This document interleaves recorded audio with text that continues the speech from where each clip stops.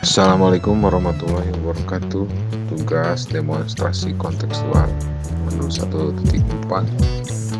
Perkenalkan, nama saya Agus Sumarno, calon guru penggerak angkatan 9 dari SMA Negeri 1 Nanggung, Kabupaten Bogor.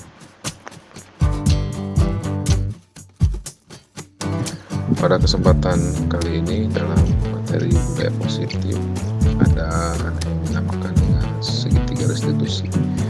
Segitiga restitusi ini adalah sebuah metode pemecahan persoalan atau kasus terkait dengan siswa yang menggunakan 3 pendekatan yang setelah dipraktekkan ternyata peserta didik merasa nyaman.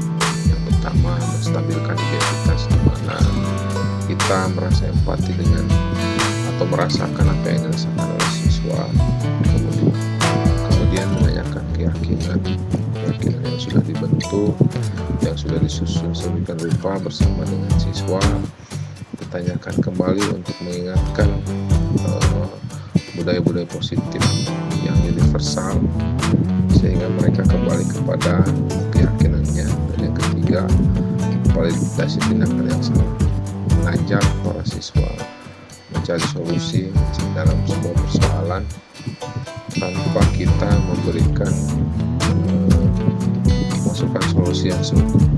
Jadi para siswa dapat mencari sendiri solusinya dan diarahkan untuk dapat menyelesaikan persoalan secara aman. Maka segitiga restitusi akan dipraktikkan melalui video yang sudah saya susun. Selamat menonton. Assalamualaikum warahmatullahi wabarakatuh. Perkenalkan, nama saya Agus Sumarno. Tugas saya di SMA Negeri 1 Nanggung. Saya calon guru penggerak angkatan 9 dari Kabupaten Bogor. Bapak Ibu guru hebat semuanya, saya akan mencoba melaksanakan tugas demonstrasi kontekstual di mana akan menangani sebuah kasus dengan menggunakan segitiga restitusi. Di mana ada dua siswa saya yang kedapatan mendapati persoalan, namun akan dicoba diselesaikan dengan menggunakan segitiga restitusi. Bagaimana dan seperti apa bentuknya? Mari kita saksikan video berikut ini.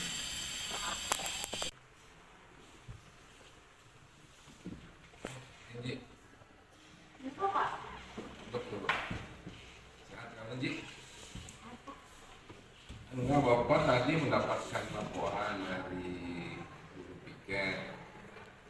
Apa sebenarnya? Apa yang terjadi? Pak tadi si Randy, kan aku lagi mau uang kan, dia gak mau bayar terus aku marah-marah gitu dia. Oh, Randy-nya nggak mau bayar uang sekarang. Ya, padahal uang itu penting buat kelas. Iya. Terus Randy marah-marah. Iya, dia kayak marah-marah gitu, kesel banget sama dia, kayak apa sih cuman bayar 2.000 tapi ini gak mau bayar gitu. Oh, bentak-bentak gitu. Iya. Terus Randy Dia juga ngeyel bang, ngebalesin Angie terus, kayak katanya atau nanti weh dari waktu itu nanti sampai sekarang gak ada bayar. ya sih, kalaupun Bapak jadi tahu juga ya, sementara kewajiban yang harus dilaksanakan kepada anak-anak sebagai pembuka kelas, tapi tidak digunakan oleh Randy. Ya. Sebetulnya kalau misalkan di kelas kamu itu banyak nggak sih yang nggak suka bayar ini?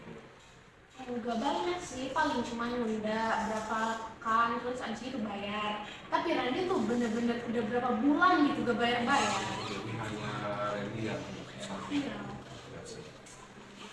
Kesel juga ya, jadi kamu yang harus nagih uang kan sementara. Tapi masih ingat dengan keyakinan kelas kita nggak? Enggak sih. Kira-kira sikap Angie sesuai nggak dengan keyakinan kelas? Keyakinan kelas yang mana yang tidak dilaksanakan? Yang sopan santun dan menghargai teman. Ya, betul sekali apa yang kamu lakukan. Kadang-kadang kita juga ya memang harus dijalankan. Ya, tapi alhamdulillah ini sudah menyadari bahwa pihak kelas Topan dan mahasiswa yang lain sudah tidak mungkin karena emosi tidak dilakukan. Kira-kira harusnya ngapain sih pada saat kejadian itu terjadi? Kalau idealnya harusnya apa? Mungkin bisa harusnya sabar dulu atau kayak nyari tahu kayak kenapa sih dia nggak bayar gitu. Iya, ya, jadi harusnya baiknya kita barangkali mungkin saya juga tahu. Jadi kami tahu dari yang bisa dilakukan, kemudian apa, dan dia kayaknya masih marah ya sekarang. Coba apa udah 7 bulan masa nggak bayar. Oh, itu sudah terjadi. Nah, kira-kira apa yang akan dilakukan untuk berbagai persoalan? Mungkin kayak nyari tahu ke teman-teman yang rumahnya dekat dia gitu. Di depan dia gimana sih? Apakah emang kondisinya sulit atau gimana gitu? Yang kita cari tahu apa namanya kendala yang terjadi kesempatan ini. Iya Pak. Dan kamu mau melakukan? Mau Pak. Kamu udah gede gitu kan? Kenapa 7 bulan nggak bayar gitu? Ya, tapi alhamdulillah kalau yang tahu apa yang dilakukan dan mau melakukan, nah, semoga depan ini tidak terjadi lagi ya. Jadi baiknya nanti kalau ke depan ini harus dilakukan apa kewajiban itu dilaksanakan, tapi pada saat ada orang-orang tertentu yang tidak mau membayar, laporkan saja ke wali kelas, bapak ibu, misalkan Randy tidak membayar, ya nanti kelas yang memberikan apa namanya memberikan peringatan menyebabkan tidak ada soal ini dan teman-teman ya. Paham? Paham Pak. Terima kasih sudah mau ngobrol dengan Bapak. Silakan kamu kembali ke kelas. Semoga nanti ke depan Dewi dan teman-teman yang lain tidak memberikan kesulitan dalam Amin Bapak. Terima kasih Bapak. Terima kasih ya India.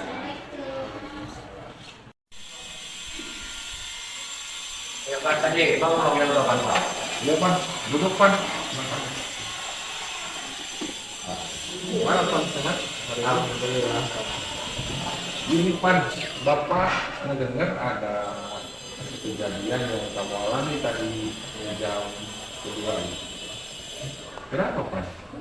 Tadi Pak, pas Topan mau sholat, kan Topan ganti pakai sendal. Ya, Terus pas habis sholat, sendalnya nggak ada Pak. oh hilang. Iya.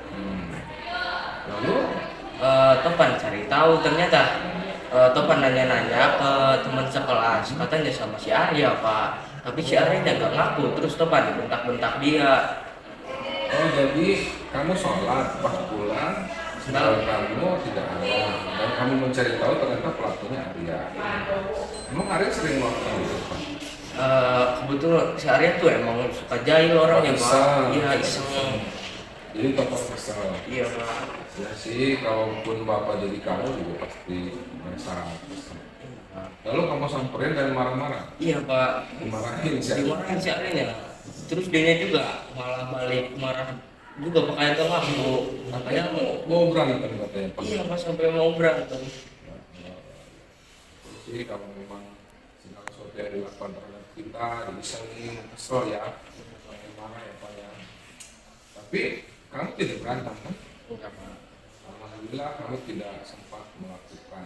Meskipun Topan marah, Topan kesal, tetapi alhamdulillah tidak melakukan sesuatu yang bersifat fisik yang bisa memberikan orang lain memberikan kita. Pan, Bapak masih ingat ya keyakinan kelas yang pernah kita buat di kelas?